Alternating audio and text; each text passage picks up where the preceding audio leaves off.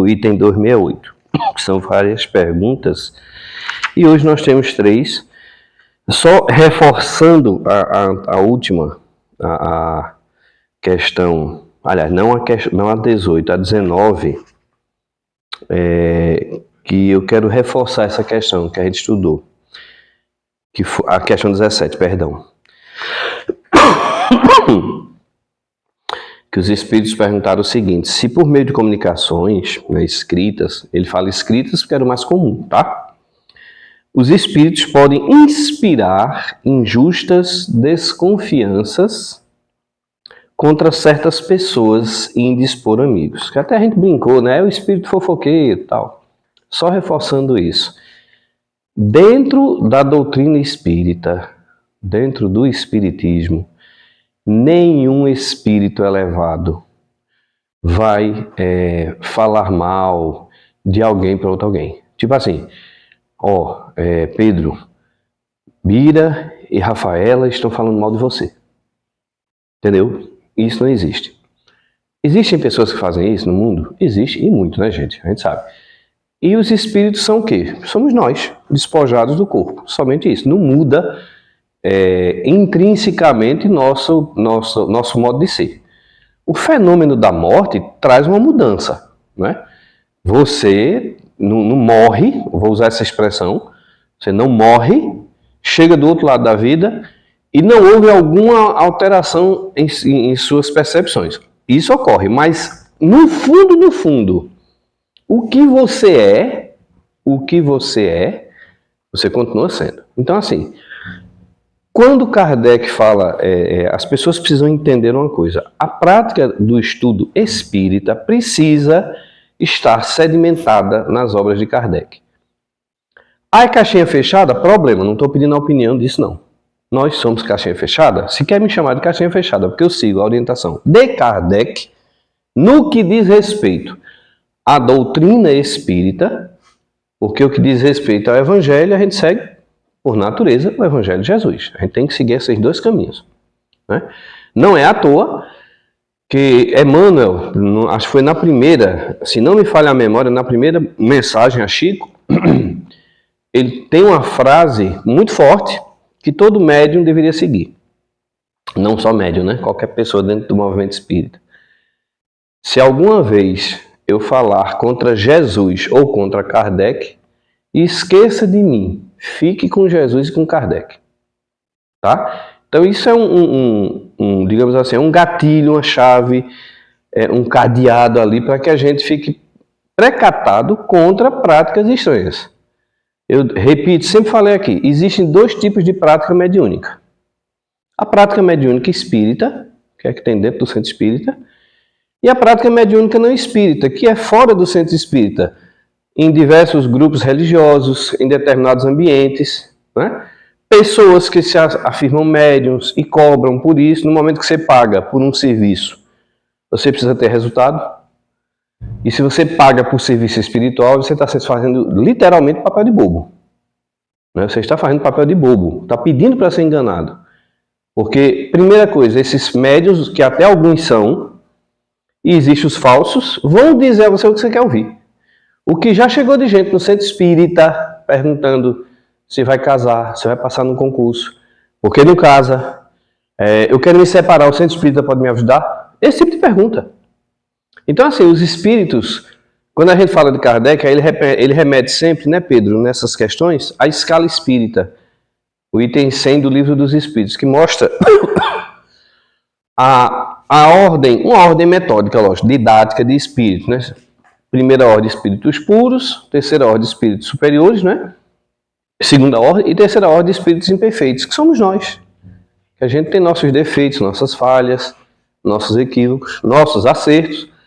Então, se qualquer espírito afirmar assim, falar para você, ou sugerir, ou médium sugerir, que o espírito disse que Bira fala mal de Igor, já é suspeito e já é motivo para ser afastado aquela informação. Né? Porque não faz sentido. Não seria estranho? Né? Não seria estranho? Um espírito dando mensagem falando mal de um para outro. A gente brinca, é o espírito fofoqueiro. né? Vamos falar mal aí de fulano e tal, então cuidado com isso. Hoje nós temos a questão 19, 18, 19, 20 e 21, né? Porque a 20 é bem pequenininha. Na verdade, a 20 ela é um complemento da 19. Na questão 19, Kardec perguntou o seguinte: os espíritos, eita, valeu. Fica coçando a garganta. Os espíritos superiores poderiam impedir os maus espíritos de tomarem falsos nomes? Então, antes de ler a questão, a gente parte daquela premissa. Aqui na Terra tem gente que tenta falsificar as coisas. É o que mais tem, né, gente? Os fóruns estão aí cheios de ações de gente que fraudou, que enganou, que mentiu, enfim. Nós vamos encontrar todo tipo de gente. Lá no meu trabalho eu encontro muito casos, parou, mas recebia muito, de familiar que frauda o benefício do pai ou da mãe. O familiar, filho, filha. Por aí vocês têm ideia. Se dentro de casa tem pessoas que fazem a maldade, imagine lá fora, né? Se passar por outras. Pronto, até domingo, hoje é quarta. Domingo à noite, alguém invadiu meu Facebook, hackeou, e começou a mandar mensagem para alguns amigos pedindo dinheiro. Dizendo assim: olha, que eu estou precisando pagar uma conta, não estou conseguindo, você pode mandar pagar para mim? E mandava o número de um Pix, um código, né? Por que não caiu no golpe? Porque um dos meus amigos, na hora, eu estava deitado, esperando a janta, fui me deitei um pouquinho para ver uns vídeos, aí o amigo botou: Cláudio, boa noite. Eu disse: ô, Fran, tudo bom? Você está falando comigo no Messenger? Aí eu já dei um estalo, né? Porque eu nem falo com ninguém no Messenger no Facebook. Ele desconfiou. Aí eu disse: não, tô não. Aí deu os prints para mim, eu corri. Oxe, me derrubava, eu consegui bloquear. Aí nisso já tava mandando para uma amiga minha e da minha esposa, pedindo dinheiro, e ela desconfiada, disse: oxe, que estranho. Aí eu disse à minha esposa: diga logo, fala com fulana, que eu tô vendo aqui mandando mensagem para ela. Na hora que eu entrei, aí foi antes de derrubar. Pedindo dinheiro. Aí ela disse: olha, estão pedindo dinheiro em nome de Cláudio. Não é ele. Aí se bem que eu desconfiei. Como no perfil da minha esposa não estava a informação de casada com, aí ela disse: olha, eu recebi uma mensagem tua agora. A pessoa mandando também para ela, e falando do jeito que eu não falo. Eu não falo com minha esposa: oi! Eu não falo assim. Então vejam, as pessoas, alguém parou, assim, um momento, e escolheu praticar um golpe.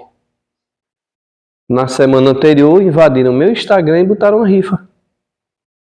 E eu consegui bloquear. Então, assim, na Terra nós não temos essas pessoas que usam seu nome. E eu não estou falando só no sentido de golpe, não, viu, gente? É tipo assim, chegar a dizer: ó, Rafaela, tu sabia que Pedro é assim, assim, assim, e faz isso, fala aquilo. Aí a Rafaela, que conhece Pedro, vai dizer: mas será que é isso mesmo? Será que a pessoa não pegou Pedro num momento em que ele não estava bem? Porque nós não somos obrigados a ser 100% perfeitos, né? A gente não consegue isso. Ou vocês conseguem? Né? 100% felizes, 100% de bom humor. Não dá, gente. Nós somos seres humanos. Aqui e ali nós vamos ter momentos de euforia, momentos de dificuldades, momentos que a gente vai errar. O grande problema é quando as pessoas se apegam ao seu erro e apagam toda a sua história. Acontece isso. Às vezes acontece. Não sei se vocês já viram alguém com essa experiência. Muito. Né? Acontece muito. A pessoa não... a Rafaela fez isso errado. Pronto. Tudo... Eu não sei qual foi o momento. Foi um momento errado seu? Pode ter sido? Pode, mas... Então Kardec pergunta por que se eles podem impedir de que eles tomem nomes falsos. Porque é uma das situações mais complicadas de se analisar numa mensagem é quando o espírito... E já podemos colocar isso como um gatilho também. Se o espírito insiste mais em dizer nome, tem alguma coisa errada. Porque os espíritos superiores não têm a menor preocupação com o nome. E Kardec já questionou isso. Mas por que? Aí, olha, vocês precisam de um nome. Então nós damos um. Né? Nós damos um nome. E nós temos o péssimo hábito de querer nomes como é que se diz assim, importantes, né? Se vê um espírito se comunicar assim, meu nome é Zezinho. Aí você já fica, Zezinho, rapaz. Que nome? Não podia ser Apolônio de Tiana. Olha aqui como é, né? Eloquente. César, o imperador. Nossa, já mudou? Só que aí você vai ver a mensagem, é outra realidade. E aí eles dizem o seguinte, certamente o podem. Porém, quanto mais os espíritos são maus, tanto mais são obstinados e frequentemente resistem às injunções. Injunções é imposição, né? É preciso também que saibais que há pessoas pelas quais os espíritos... a tosse vem e atrapalha. Os espíritos superiores se interessam mais do que a outras e, quando julgam necessário, sabem preservá-las do prejuízo da mentira. Contra essas pessoas, os espíritos enganadores são impotentes. Eu vou ler a próxima, porque ela é um complemento dessa. Aí Kardec, que é curioso, persistente, pergunta, mas qual é o motivo dessa parcialidade? Por que não parece uma parcialidade? Aqui eu vou ajeitar Pedro para que Pedro não seja enganado. Rafaela te vira. Né? Parece uma parcialidade. Parece que os espíritos superiores escolhem A e deixam B entrar pelo cano. E aí eles dizem o seguinte, isso não é parcialidade, é justiça.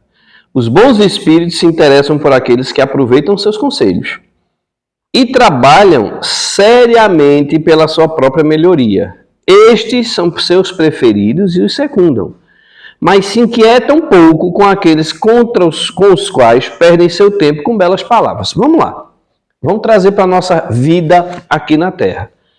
Quem aqui não já teve aquela pessoa que você chegou assim, Rafaela, não vai dar certo o seu caminho, não siga, não faça isso não vai dar certo. E você, não, eu vou fazer. Aí você faz quebra a cara, né? Aí a gente é imperfeito chegar assim e dizer, eu não falei? A gente não tem esse tipo de pessoa no mundo. Não tem aquelas pessoas que... Eu mesmo, há alguns meses, eu passei uma experiência com uma pessoa que eu disse assim, olha, ou você toma jeito, ou você vai quebrar a cara sempre. Não tem não. Não tem nem mais, nem meio mais, nem não, nem sim. Haja dessa forma. Se você agir dessa forma, você vai ter tudo a seu favor. Enquanto você age desse jeito aqui, e dei um verdadeiro chá de sumiço. Porque assim, cansou de ficar aconselhando, e a pessoa fazendo errado. Né? Ora, nós fazemos isso aí que os espíritos disseram. Então, se os espíritos superiores nos veem preocupados em trazendo para a nossa realidade de médiuns, de grupo mediúnico, em estudar, em ter seriedade nas reuniões, você pode até não ter tanto conhecimento. Até porque conhecimento você adquire. Mas se você tem seriedade... Eu lembro de um fato acontecido com o Divaldo, logo no início da prática da vida mediúnica dele. Isso, quem assistiu o filme está muito bem relatado. Eu não lembro o nome da senhora, que deu a ele, ou foi o livro dos Espíritos ou foi o Evangelho, eu não estou lembrado. E ele, depois para a gente, ela vai ficar sem ler. Aí alguém disse, não, ela não sabe ler não. Mas ela não sabe ler, senão ela não sabe ler.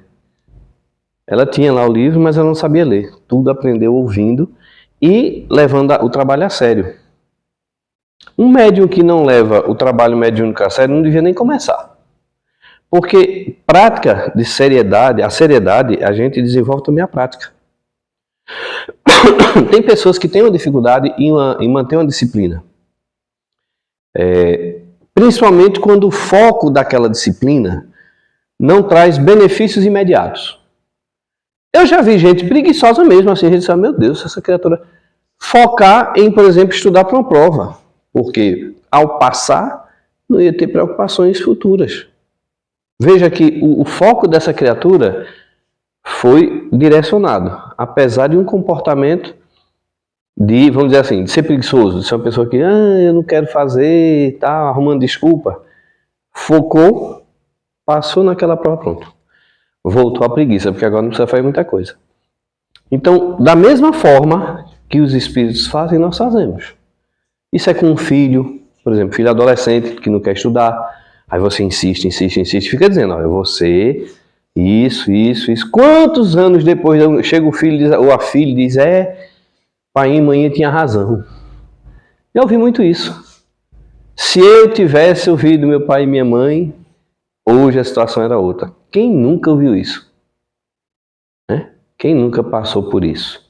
De ter essa situação. Então os espíritos, eles vão dar um cuidado até por uma questão de sintonia, gente. Se você é irresponsável, se você é incompetente e procura ser essa pessoa incompetente, se você é uma pessoa desleixada no que diz respeito ao trabalho mediúnico, né, em relação e atrai para si esse grupo de espíritos, você está sintonizando com aquilo que lhe satisfaz.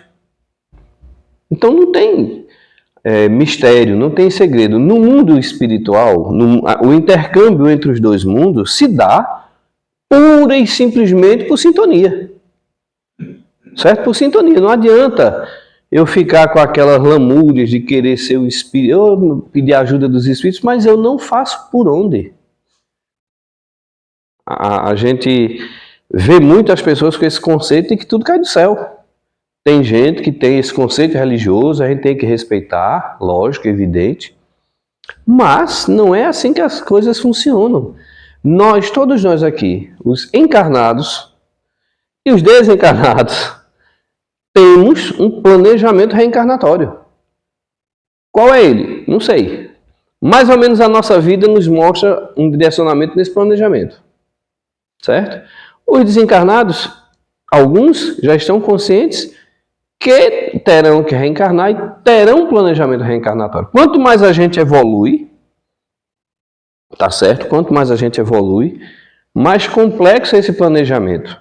Quanto a gente está mais atrasado, vamos lá. O selvagem na floresta.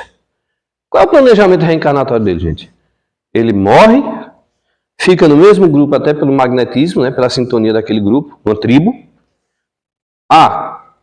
O processo de reencarnação é magnético, é automático. Não tem muito quebra-cabeça, não. À medida que nós vamos evoluindo, que desenvolvendo mais nossa inteligência, que temos mais vícios e virtudes, né? Que nosso renascimento vai influenciar mais do que 2 ou 3 pessoas.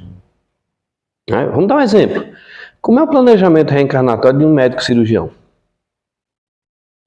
Qual é a parte que eles mais trabalham do corpo? Vocês vão entender porque eu estou colocando isso. Porque é a parte que eles mais trabalham do corpo físico daquele espírito que será um médico cirurgião na Terra? Sistema nervoso. Já viram algum cirurgião tremendo? Olha, dona Rafaela, eu sou neurocirurgião. Tenha calma, eu estou nervoso, viu? Mas eu vou... Você não vê, né? Então, eu admiro o cara que é um cirurgião. Meu Deus, que sangue frio. Eu tenho um colega que ele ficava irritado com a mãe, que era enfermeira, e às vezes ela chegava em casa, só ela e o filho, e não tinha com quem conversar, ela começava a conversar, ele jantando, e ela contando as minúcias do que aconteceu no hospital. Aí tem uma hora que, mãinha, pelo amor de Deus, eu estou jantando. Meu filho, é que no hospital a gente janta falando dessas coisas. Não, senhora, comigo não. Estou quase botando a janta para fora. Então, o planejamento reencarnatório, ele define o que nós vamos vivenciar na Terra. Não é fixar destino. Destino é escolhido por nossas mãos. Certo? Por que eu estou falando disso? Emmanuel, no livro que se intitula Emmanuel, o nome do livro é esse, Emmanuel, ele tem lá uma frase muito forte, Pedro até já citou aqui várias vezes. A generalidade dos médiuns são espíritos que faliram na vida passada ou em vidas passadas. Se pegar o livro de Os Mensageiros de André Luiz, é o segundo livro da série, está lá um centro dos mensageiros, né, Pedro? Né? Centro dos mensageiros, se não me falha a memória. De onde renascem, de onde partem anualmente centenas, talvez milhares de pessoas em diversas partes do país, reencarnando com missão no meio espírita. Tem também nos outros meios religiosos, tá, gente? No meio evangélico, no meio católico, enfim. Depende sempre da missão de cada um. E aí André Luiz ficou assim encantado quando viu a quantidade de gente reencarnando para ser. Vamos trazer para o nosso meio. Presidente do centro espírita, passista, palestrante, médium, psicógrafo, médium em generalidade, né? Aí ele disse, nossa, então um negócio lá na Terra deve estar bom, né? O movimento espiritualizante deve estar. Ele disse, tá não, André. Por quê? Porque raros conseguem cumprir esse planejamento. Alguns poucos, né, cumprem pela metade.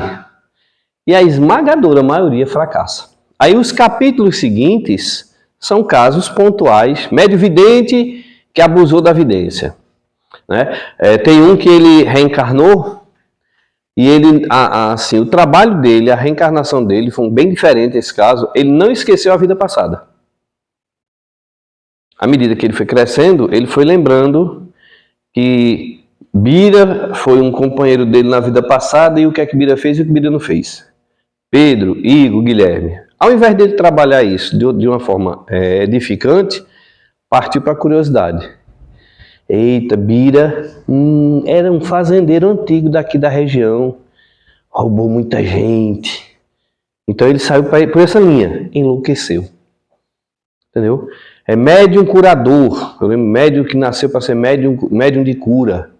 E começou o quê? Qual a primeira coisa que ele fez? Qual é o primeiro, como é que se diz? O primeiro tropeço de um médium de cura, gente? Cobrar. Pronto, receber, paga. Do médium em si já é. E o pagamento? Ai, Cláudio, foi o quê? Dinheiro? Não começou com dinheiro. Começou com presente. Começou com vir. Não, mas você é tão dedicado, você é isso, você é aquilo. Sabe o que Chico Xavier dizia? Quando as pessoas começavam a fazer muito elogio, quando as pessoas começavam a elogiar demais Chico Xavier, aí ele dizia, as sereias estão cantando. Vocês sabem o que são as sereias, né? O mito das sereias são mulheres lindas, que ficam nos oceanos, na mitologia, né? São assim, mulheres extremamente lindas, né? Metade mulher, metade peixe, cantam para os marinheiros que eles não conseguem ter controle, pulam na água, só que elas são monstros e devoram os marinheiros. Tá? Então, na mitologia, o que é que os marinheiros faziam quando atravessavam as áreas de sereias? Se amarravam nos mastros do navio. Vamos passar por mares de sereias, amarra todo mundo, porque era enlouquecedor. O efeito não era sobre as mulheres, só sobre os homens. Ou então tapar os ouvidos para não ouvir o canto das sereias. Daí a expressão de Chico, as sereias estão cantando, ou seja, para me levar à destruição. Porque tem gente que adora elogiar médium, e médium que adora ser elogiado. Então, se você não segue um padrão de equilíbrio baseado no evangelho, enquanto médium, vai ter essa situação.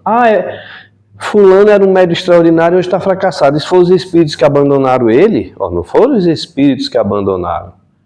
Foi ele que deu causa ao abandono dos espíritos. Alguém aqui gosta de conviver com gente falsa? Vocês querem botar gente falsa dentro de casa? Não quer. Não é? Você quer um amigo, descobriu que um amigo foi falso, lhe enganou, mentiu, está lhe traindo, falando mal de você. Você, corta de suas relações. Não é? Você corta, porque você sabe que essa pessoa... Mas peraí, você não vai perdoar não. Opa, perdão é uma coisa. Deixar a chave do seu coração, de sua alma, dos seus sentimentos com essa pessoa é outra. É bem diferente. Então, imagine isso quando você está tratando da sua mediunidade. Né? E os espíritos, eles só pedem aquilo que nós podemos dar. Entendeu? Inclusive Jesus não está pedindo que você dê mais do que você não pode. Eu já vi gente dizer assim, não, mas fulano quer abandonar a família para seguir o espiritismo. Já está errado aí, porque família é um projeto reencarnatório. E sério.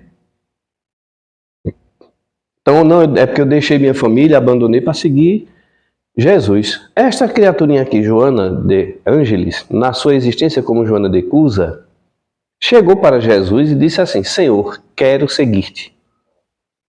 Como os apóstolos, né? Seguir Jesus, deixar todo mundo. Ele já disse, não, Joana. Siga-me cuidando da sua família, especialmente do seu esposo, que é o mais necessitado. né?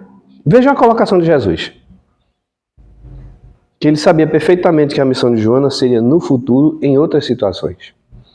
Então não há parcialidade dos espíritos, e sim eu que tenho atitudes que me afastam pelo simples fato de minha sintonia ser com espíritos, né, da mesma faixa que eu estou ali. Melhore sua sintonia, seus modos de ser. Ah, Cláudio, é para a gente ser santo. Ninguém aqui vai conseguir, gente. Ninguém vai conseguir ser santo 24 horas. Vamos ter erros, falhas, vamos cair, vamos ter momentos que a gente depois vai olhar, meu Deus, por que é que eu fui assim? Por que é que eu fiz isso? O grande diferencial é você reconhecer que está equivocado. Agora, quando a gente traz isso para a mediunidade, é que é complicado, né? Médium que acha que o seu mentor é o que sabe tudo. É complicado. Ele não dá ouvido a ninguém. Segue aquela orientação cegamente. Começou a seguir orientação cega, sem critério, aí já tem um problema sério, né? Na questão 21, sim, e um detalhe importante que eu já ia passando batido aqui. Quando ele fala aqui na 19, da obstinação dos espíritos maus, eu até anotei aqui, a gente tem que lembrar que nós estamos vivendo num mundo de provas e expiações. O que é que predomina aqui? É o bem? Não, né, gente? Predomina o mal na Terra, né? A gente vive num planeta que pratica não sei quantos milhões de abortos por dia. Suicídio é 1 a cada 20 segundos. Guerra, em cada canto do planeta tem uma guerra. A gente vê as pessoas saindo, por exemplo, como aconteceu recentemente, publicado nas mídias, para assistir um jogo e atos de selvageria de coisa da Idade Média ou para trás um pouquinho. Né? Aquela coisa da Idade Média. Né? Eu saí para assistir um jogo, fazer uma diversão e dois grupos rivais se encontram e vamos se matar, bora, hashtag se matar. Deve ser isso que eles dizem. O que é que a gente vai fazer hoje quando sair de casa? Vamos pegar uma briga? Vamos arrumar uma confusão? Vocês acreditam que tem gente que pensa isso? Então essa é a vibração do nosso planeta. A casa é perfeita, gente, é linda. A natureza, o mundo em que nós vivemos é uma obra de arte. É uma obra de arte. Emmanuel, neste mesmo livro, se não me falha a memória, ele tem uma afirmativa que é bem interessante. Ele diz assim, a casa planetária, departamento da obra divina, é belíssima, perfeita.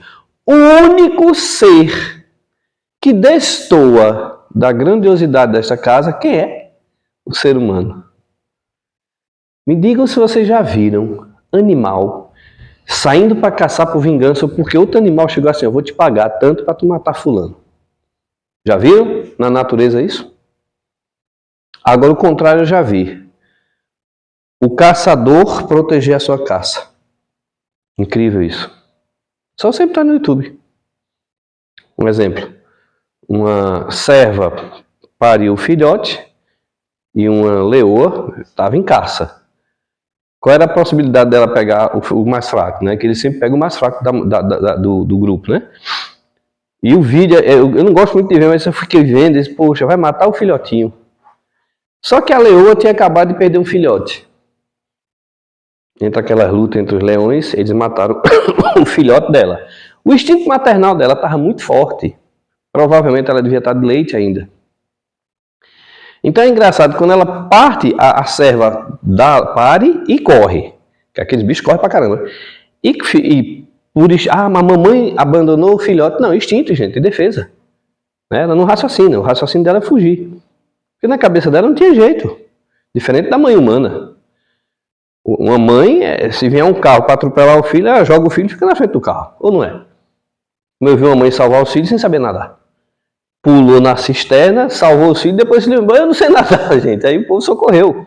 Mas a leoa começou a lamber com a intenção de comer e de repente começou a proteger.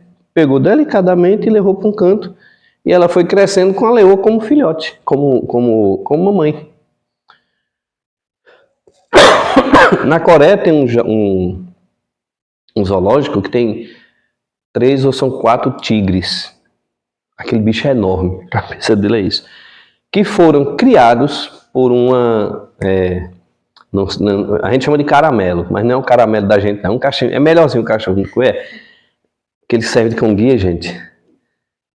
Golden Retriever, acho que é uma Golden Retriever, não lembro se é.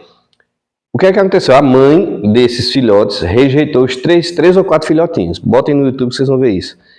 E aí o pessoal, com medo que ele morresse, botou essa cadelinha, chegou e começou a criar os filhotinhos, deu de mamar. Gente, é uma coisa impressionante. Ali, na área dos tigres, ela fica desse tamanho perto deles. Ela puxa nas orelhas deles quando eles estão brigando. Se ele der uma patada, ele mata aquela cachorra. Mas quando eles estão com as brigas dele, ela pega assim na orelha de um, puxa, aí chega a dar uma mordida no outro, aí todo mundo assim olhando, quem não sabe da história, isso não é que ela é a mãe dos tigres. Qual a probabilidade? Agora, o ser humano, como diz Emmanuel, destoa de toda a humanidade, de todo o resto. Porque nós fazemos guerra, Ah, eu vou invadir outro país porque eu quero tomar o minério de ferro que tem lá. Ele não quer saber de chegar e negociar. Então nós somos a única criatura que destoa disso tudo. Então a gente fica reclamando, ai, Deus abandonou o mundo, o mal existe porque Deus permite. Não, o mal existe porque nós criamos o mal. O plantio foi nosso. A semeadura é nossa. A justiça divina é tão perfeita que o que você semear é livre. Colher é obrigatório. Então não há em nenhum... Aliás, na justiça divina não há parcialidade nenhuma. Existe na justiça dos homens, muitas vezes. Mas na divina não. Ninguém pode dizer, Deus está sendo injusto comigo. Em momento nenhum.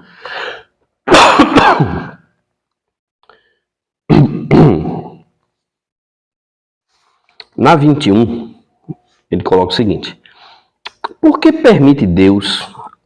Deus permite aos espíritos cometerem o sacrilégio de tomarem falsamente seus nomes veneráveis? E a resposta é: poderias perguntar também por que é que Deus permite aos homens mentirem e blasfemarem. Perguntinha básica: se Deus só desse a língua a quem fala o bem, quem fala bem, o que é que aconteceria? 90% da humanidade era muda, né? Se Deus só desse visão para quem enxerga o bem, as belezas da vida, aí a gente tinha uma boa parte da humanidade cega. Se Deus dissesse assim, cada ser humano vai perder uma parte do seu corpo quando fizer alguma coisa errada, ia sobrar o quê, minha gente? Não ia sobrar nada, né? Porque a gente sempre perde de alguma forma. Então a pergunta, eles respondem à inteligência dos espíritos. Pergunte por que é que Deus permite, né, que os homens mintam e blasfemem. E aqui vem a cereja do bolo. Os espíritos, assim como os homens, têm seu livre-arbítrio no bem como no mal, mas nem a uns, nem a outros, a justiça de Deus faltará. Muita gente não gosta quando se fala de livre-arbítrio. Ernesto Bolzano, no seu livro Enigmas da Psicometria, ele tem a tese, uma teoria, melhor dizendo, de que o livre-arbítrio não é absoluto. E aí essa teoria, isso lá no século XIX, não lembro o ano do livro. E ele tem razão, porque lá na frente, quando André Luiz escreve no livro Ação e Reação, ele fala sobre isso. Por exemplo, de reencarnações, eu não vou usar o termo punitivas, mas encarnações que são verdadeiras injunções. Você tem o livre-arbítrio podado. Vou dar um exemplo que está lá no livro Ação e Reação. É o caso de um rapaz que ele está reencarnado numa favela no Rio de Janeiro, numa miséria absoluta, com hidrocefalia, deficiência mental, nanismo, assim, várias patologias, né? E ele não tem, eu não sei como se enquadraria ele hoje. Eu acho que deficiência mental mesmo. Ele não tem expressão, ele não se relaciona com o mundo externo. E a mãe cuida dele. Numa miséria assim, gente, uma coisa absurda. E aí André Luiz tem um relato de por que eles estão reencarnados numa miséria dessas, né, no Brasil. É que na vida anterior, umas vidas anteriores, ele e esta mulher, que hoje é a mãe dele, foram amantes. Ela era uma condessa, uma duquesa, uma coisa assim, uma pessoa da nobreza, muito, extremamente linda, mas muito má. Muito rica, poderosa. E a gente sabe que as pessoas na época, eu lembrei, acho que na Idade Média, mais ou menos, 15, 16, 17 por aí. Essas pessoas que detinham muito poder e não tinham caráter, qual era o resultado? Né? E junto com este homem, que era loucamente apaixonado por ela, ele fez tudo que essa mulher pedia que ele fizesse. E aí usem a imaginação de vocês. Né? Façam assim a fórmula, façam assim, junte os componentes dessa fórmula. Uma mulher com poder, domínio, né? Dinheiro e beleza, um homem que tinha uma dependência emocional absurda dessa mulher, também com poder, e ela dizia assim: vai ali e toma as terras de Igor, que eu quero para mim. E se Igor não quiser vender, não quiser doar, mata Igor e a família dele. Simples assim. Eles cometeram tantos crimes, e ele muito inteligente, tantos crimes que foi preciso reencarná-lo naquela existência, quando André Luiz está visitando, num corpo disforme para que ele não manifestasse a inteligência.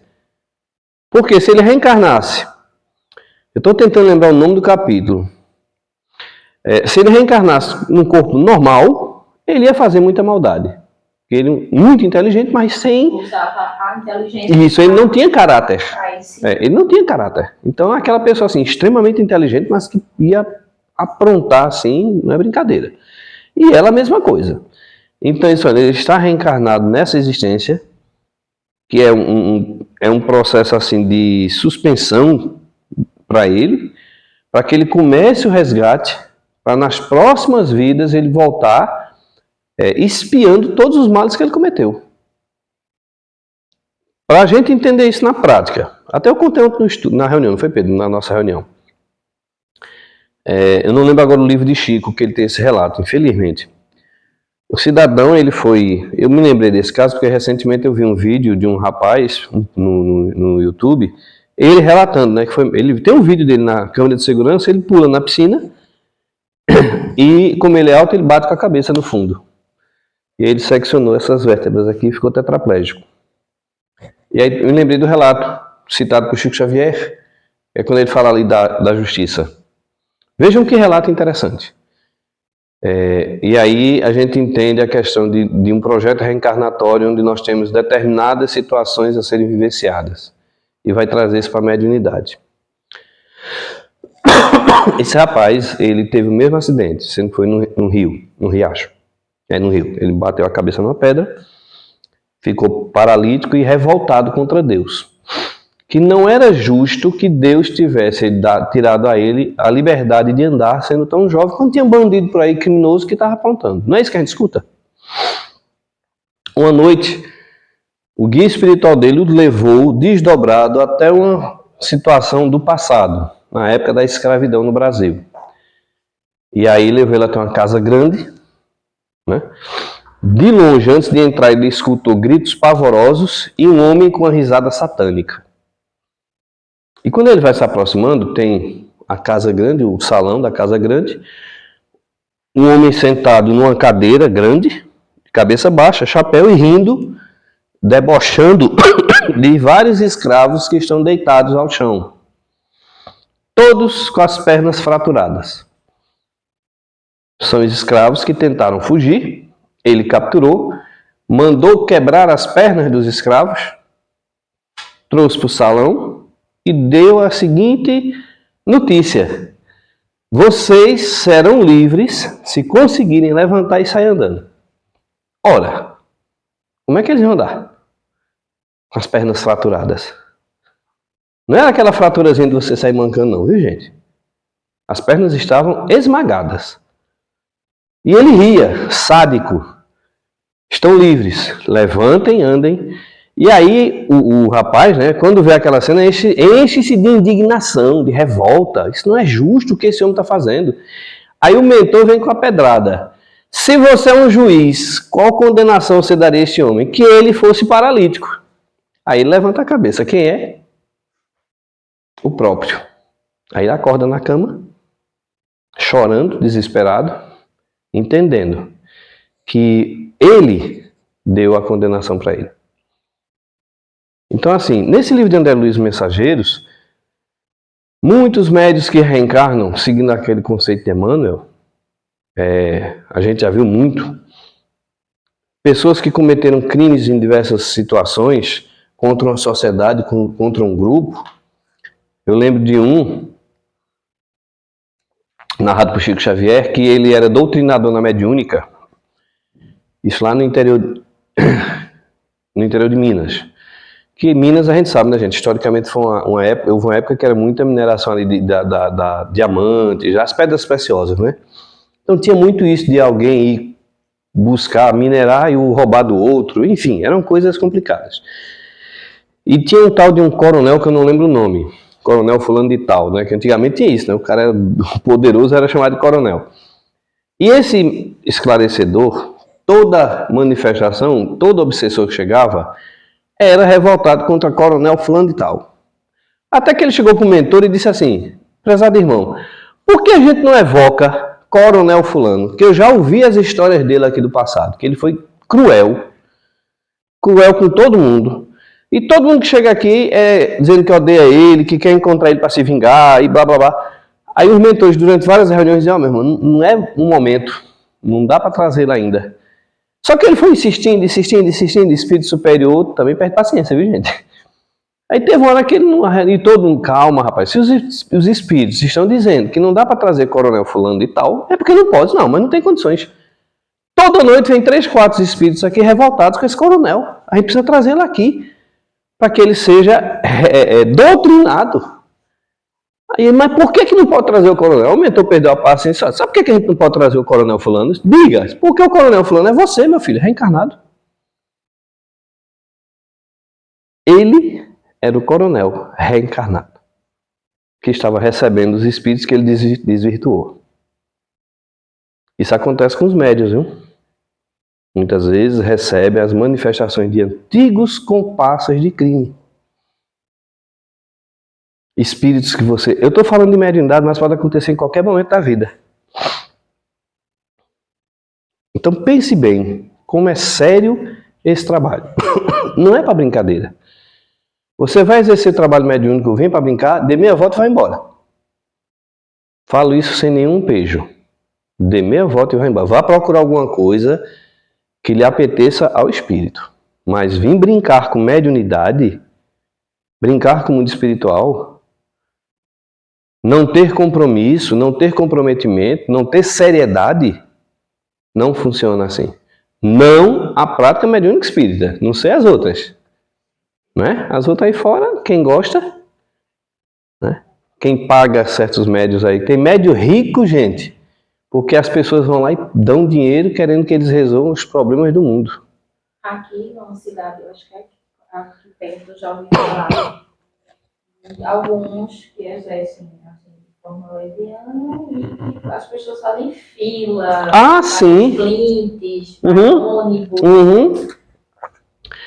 Tem, não vou estar citando nomes aqui por uma questão ética, mas as pessoas... Eu lembro de uma vez que a mulher chegou no centro espírita e fez: essa casa aqui é forte. Aí eu não perdoei, né, gente? Eu cheguei na parede assim. Viu? É bem forte. Você viu outra pessoa qual era a cor da mesa? A cor da mesa. Aí assim, por que a pergunta se a casa era forte? Não era... Eu vim aqui, a casa não vai cair não, né? Não é isso não, gente. Essa era forte com outras intenções. Lembram que no começo eu falei até de pessoas que mandaram... Uma pessoa mandou no site do Joana de Ângeles: estou no momento querendo me separar da minha esposa. Queria ajuda. Aí, oi?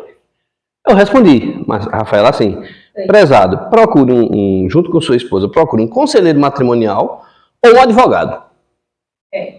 O espiritismo não tem nada a ver com isso, não. Né? Então, assim, a pessoa perguntou se o centro era forte porque tinha uma segunda intenção. Já teve outra que chegou querendo que a gente resolvesse o problema do filho dela, que era casado com a mulher e a mulher batia nele. Aí eu disse: minha senhora, manda ele na delegacia prestar queixa, procurar um advogado. Não, isso aconteceu há 10 anos, aí ele gosta. Tá com a mulher que bate nele, cria confusão e ele permite, é porque ele está gostando dela, não adianta. Mas vocês não podem fazer nada nisso? Não. Aí a pergunta que ela fez, não pode limpar ele não, isso limpar de quê, minha senhora? Ó, Rafaela, eu precisei segurar a quinta série. Porque me deu vontade de dizer, outra vez uma pessoa questionou o seguinte, se a gente, no fim, se a gente fazia limpeza, como é? Lavagem cerebral no passe. E eu disse, meu amigo, se a gente fizesse lavagem cerebral no passe, Garanhuns era uma cidade espírita. Bom, gente, chegando ao final, semana que vem é a última, né? Que vai ser o estudo do livro Desobsessão. Então vamos fazer a nossa prece de encerramento, né? Igor, tu pode fazer a prece final?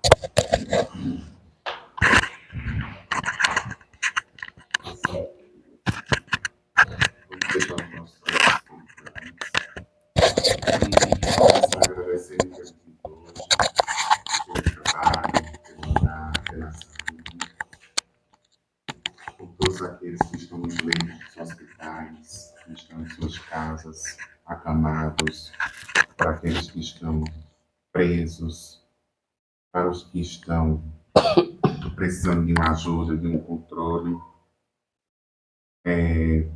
para que possamos ter uma semana com paz, com tranquilidade, com conforto, com segurança e principalmente com saúde.